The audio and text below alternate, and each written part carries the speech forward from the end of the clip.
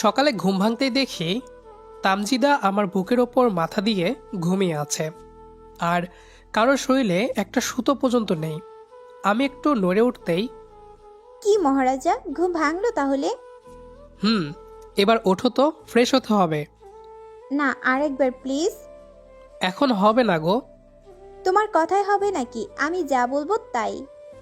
কথাটা শেষ করেই আবারও বিছানায় চেপে ধরে চার ঠোঁট এক করে দিল। প্রায় 10 মিনিট পর ছেড়ে দিয়েই, আচ্ছা চলো, আজ একসাথে গোসল করব। না, আগে আমি যাব। আগে আমি যাব মানে?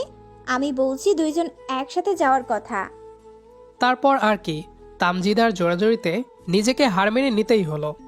তারপর দুজনে ওয়াশরুমে একসাথে ফ্রেশ হতে লাগলাম।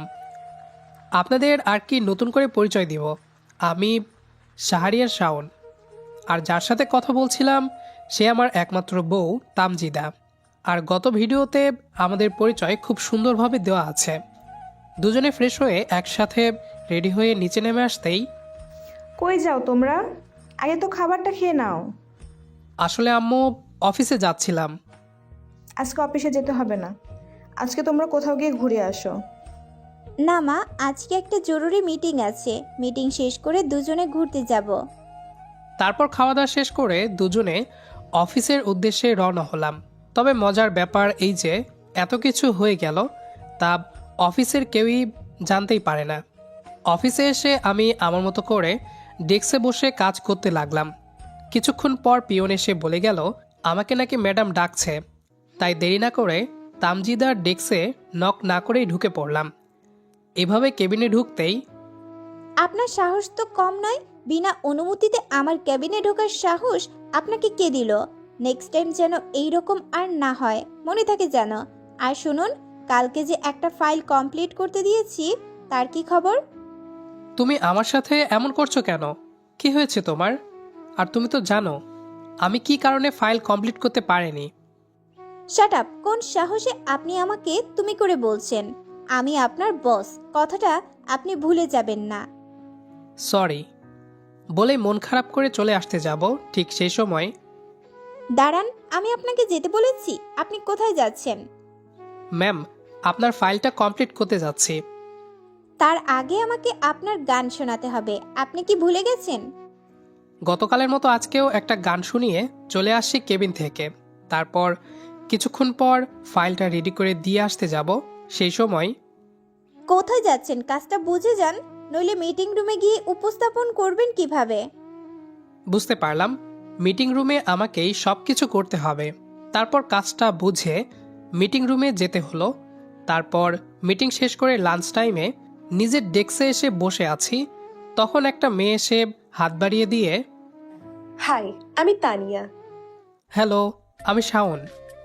লাঞ্চের টাইমে একা একা ডেস্কে বসে কি করছেন?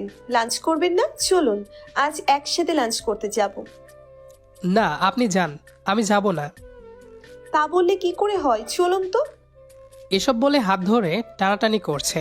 ঠিক সেই সময় তামজিদা এসে, এসব কি হচ্ছে এখানে? আর তানিয়া, আপনি ওনার হাত ধরে আছেন কেন? ছাড়ুন।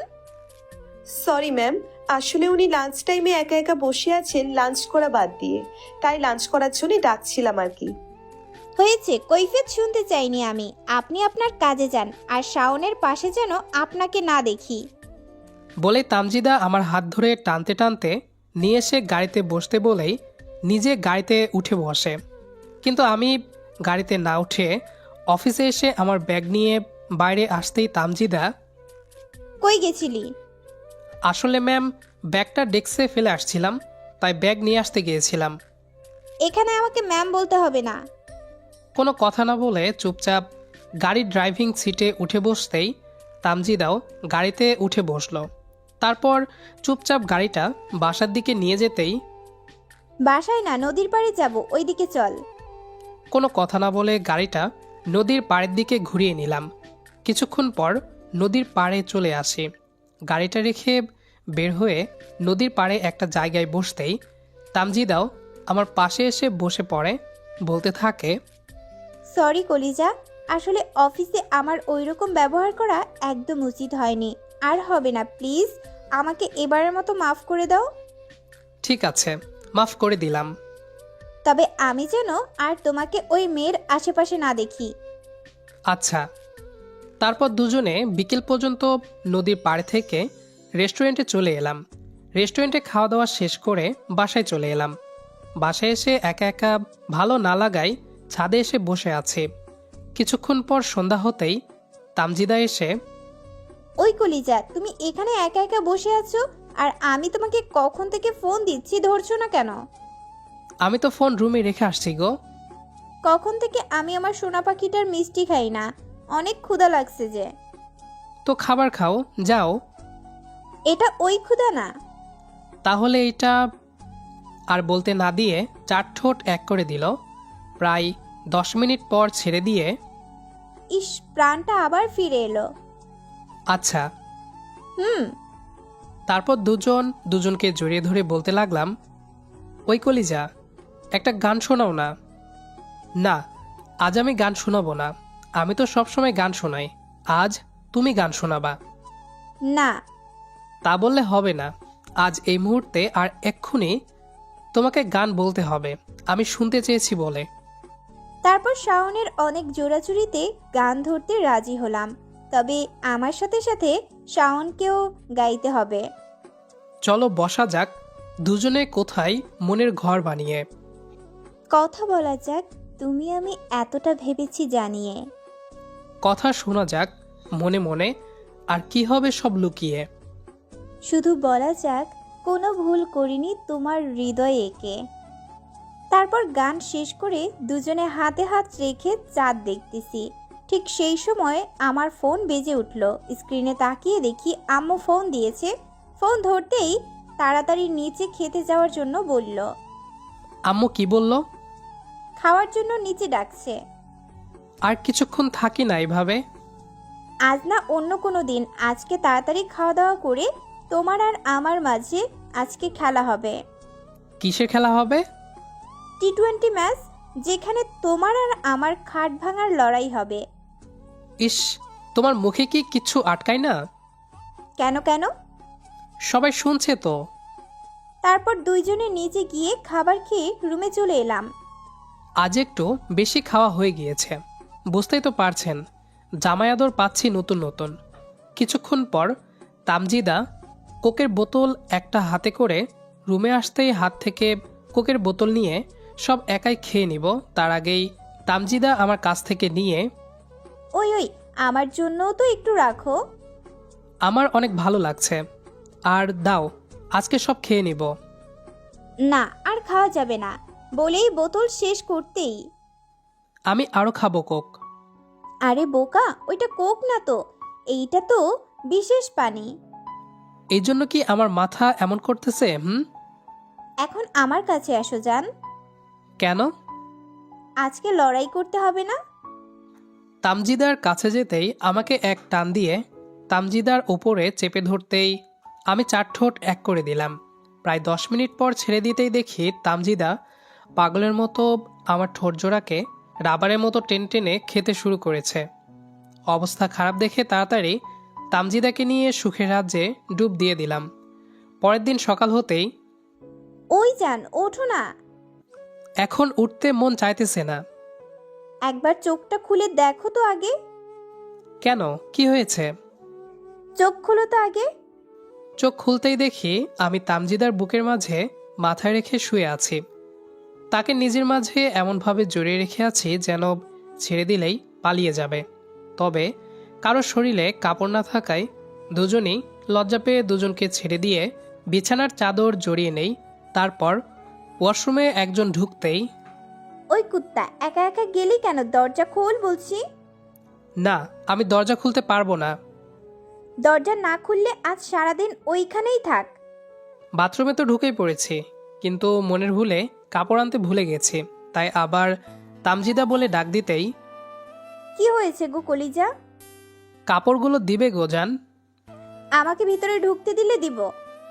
তারপর তামজিদাকে সহ ভেতরে নিয়ে নিলাম। কিন্তু সমস্যা হচ্ছে, তামজিদা শুধু দুষ্টুমি করে যাচ্ছে। আমি যে বলছি অফিসে যেতে দেরি হয়ে যাচ্ছে, আমার কথার কোনো দামই দিচ্ছে না। আর আমিও তো মানুষ না, কতক্ষণ আর নিজেকে কন্ট্রোল করতে পারবো। তাই আমিও আমে দুধে মিশে গিয়ে আবারও হারিয়ে গেলাম সেই অচেনা রাজ্যে। অনেকক্ষণ পর ফ্রেশ হয়ে বাইরে বের হয়ে দেখি 11টা বাজে। অফিস টাইম তো অনেক আগেই শেষ, তাই আজ আর অফিসে যেতে মন চাচ্ছে না। কিন্তু অন্যদিকে তামজিদা, আজকে আমি অফিসে যাব না গো। আজ তুমি অফিসে যাও, আর আমি ম্যানেজারকে সব বুঝিয়ে বলে দিতেছি, ঠিক আছে? মানে বুঝলাম না। মানে আজ থেকে আমি অফিসে না গেলে তুমি অফিস চালাবে, আর আমার কেবিনে তোমার ডেস্কের ব্যবস্থা করা হয়েছে। ও আচ্ছা। তারপর দুজনে খাওয়া দাওয়া শেষ করে রুমে চলে আসি। তারপর রেডি হয়ে অফিসে যাওয়ার আগে, তুমি মনে হয় কিছু ভুলে যাচ্ছ। কি ভুলে যাচ্ছি? অফিসে যাওয়ার আগে আমাকে কিস করবে কে? অফিসে যাওয়ার আগে তোমাকে কিস করতে হবে? করতে হবে না, সারাদিন ওই মিষ্টির ঠোঁট আজ পাবো না, তাই করতে হবে। কথা বলতে বলতে এগিয়ে এসে আমাকে দেওয়ালের সাথে চেপে ধরে নিজের দখলে নিয়ে প্রায় 10 মিনিট পর ছেড়ে দিয়ে সাবধানে যাবে, আর গাড়ি আস্তে চালাবে। তারপর অফিসে গিয়ে কাজ করে লাঞ্চের সময় বাইরে বের হতেই দেখি কালকের মেয়েটা ডেস্কে বসে আছে। আমাকে ক্যান্টিনে যেতে দেখেই আমার কাছে এসেই, কেমন আছো? ভালো আছি, তুমি কেমন আছো? ভালো। চলো না আজকে অফিস শেষে ঘুরতে যাই। না, আজ অফিস শেষে অনেক কাজ আছে, বাজার করতে হবে, আর তাড়াতাড়ি বাসায় যেতে হবে। তবে একসাথে লাঞ্চ তো করতে পারি। একসাথে লাঞ্চ করেছি এটা যদি তামজিদা একবার জানে, তাহলে আমার কি অবস্থা যে করবে। তবে সব ভাবনা বাদ দিয়ে একসাথে লাঞ্চ করে কেবিনে এসে দেখি তামজিদা বসে আছে। আমি কেবিনে ঢুকেছি দেখেই তামজিদা, লাঞ্চ আরো 5 মিনিট আগে শেষ হয়েছে, এতক্ষণ কই ছিলেন? আর মেয়েদের সাথে এত কি শুনি? আসলে ম্যাম, কথাটা বলেই যেন চরম ভুল করে ফেলেছে। উঠে এসেই, ওই লুচ্চা, তোর মুখে আর একটা কথাও শুনতে চাই না। আমার বান্ধবী একবার বলাতেই তুই তার সাথে নাচতে নাচতে লাঞ্চ করতে চলে যাবি, আর আমি যে এতক্ষণ তোর জন্য লাঞ্চ না করে বসে আছি, তার কি হবে? বলেই কান্না করতে করতে বাসায় চলে গেল। তাই আমি আর অফিসে না দাঁড়িয়ে পেছনে পেছনে বাসায় এসে দেখি দরজা বন্ধ করে কান্না করছে, আর ঘরের জিনিস সব দরজার দিকে ছুঁড়ে মারতেছে। এত ডাকাডাকি করার পরও যখন দরজা না খোলে, তখন আমি বললাম, তুমি যদি এখন দরজা না খুলো তাহলে আমি চলে যাব। কই যাব তাও জানি না, আর ফিরে আসবো কি না তাও জানি না। ঠিক আছে, তুমি থাকো। বলে অন্যদিক হয়ে হাঁটতে যাব, ঠিক তখনই দরজা খুলে পেছন থেকে জড়িয়ে ধরে, প্লিজ যেও না, আমি তোমাকে ছাড়া বাঁচবো না। না, আমাকে ছেড়ে দাও, আমি চলে যাব। না, আমি যেতে দিব না। তাহলে আমার উপর রাগ করে ঘরের জিনিস ভাঙচুর করলে কেন? আসলে তোমাকে আমার বান্ধবীর সাথে একসাথে লাঞ্চ করতে দেখে আমার মাথা গরম হয়ে গিয়েছিল, তাই আর কি। আসলে তানিয়া হলো তামজিদার বান্ধবী, যে তামজিদার সব কিছু নিজের করে কেড়ে নিতে চায়, কিন্তু খুব দরিদ্র হওয়ায় তাকে চাকরি থেকে তাড়িয়ে দিতে পারে না। দেখো, আমি শুধু ওর সাথে লাঞ্চ করেছি, আর কিছু না কলিজা। আর আমি শুধু তোমার আর তোমারই থাকবো, তুমি চিন্তা করো না। আমি কালকেই সবাইকে ইনভাইটেশনের মাধ্যমে তোমাকে সবার সাথে পরিচয় করিয়ে দিব, যাতে কেউ তোমার দিকে তাকানোর সাহস না পায়। তোমার যা ইচ্ছা। তারপর তামজিদা আমাকে নিজের দিকে ঘুরিয়ে আষ্টে পৃষ্ঠে জড়িয়ে ধরে কান্না করতে লাগলো। আমি তার মুখ উপরের দিক করে চোখ দুটো মুছে দিতে দিতে বলতে লাগলাম, দেখো জান, এই দুনিয়াতে তুমি ছাড়া আমার আর কেউ নেই। প্লিজ তুমি কান্না করিও না। এইভাবে তোমার কান্না দেখলে আমারও অনেক কান্না পাই। আচ্ছা, আর কান্না করব না, আমাকে আদর করে দাও। আদর তো করবই, তার আগে শ্রোতা ভাই বোনদের যেতে বলি। আচ্ছা, আপনাদের কি একটু লজ্জা নাই? অন্যজনের গোপন সময় উকি দিয়ে দেখার চেষ্টা করছেন। তার থেকে এক কাজ করেন, কমেন্ট করে বলে যান গল্পটি কেমন লেগেছে। তো যাই হোক, আমাদের আজকের গল্পটি এ পর্যন্তই। দেখা হবে আবারও নতুন কোনো গল্প নিয়ে। সে পর্যন্ত আমাদের সাথেই থাকবেন। আর পুরো গল্পটি শেষ পর্যন্ত শোনার জন্য অসংখ্য ধন্যবাদ।